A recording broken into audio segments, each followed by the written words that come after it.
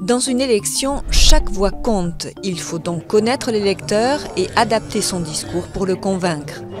Dans les années 50 aux États-Unis, l'homme politique devient un produit et l'électeur une cible. Sondages et spots télé sont les outils du marketing politique. En 2008, la campagne d'Obama marque un tournant. Il utilise massivement les réseaux sociaux et surtout le big data.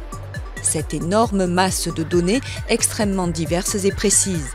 Elles peuvent être publiques, comme les listes électorales, ou d'ordre privé, des informations collectées par des entreprises via les réseaux sociaux, nos achats en ligne ou l'historique de notre navigation qui révèle nos habitudes et nos goûts.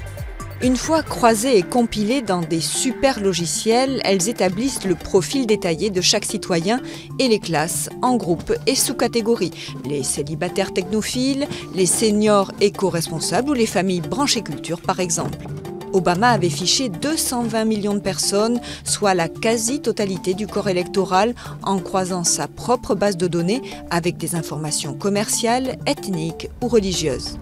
Ces équipes ont pu identifier les indécis ou les électeurs déjà acquis au camp opposé dans un but, définir les zones de campagne prioritaires et faire du porte-à-porte chez des citoyens indécis en adaptant l'argumentaire en fonction de leur profil. Donald Trump et Hillary Clinton ont aussi utilisé ce type de technique, tout comme Nicolas Sarkozy en 2016. Pour la présidentielle 2017, plusieurs candidats se sont équipés de super logiciels qui gèrent leur base de contacts et démarchent des électeurs grâce à des mails thématiques et ciblés.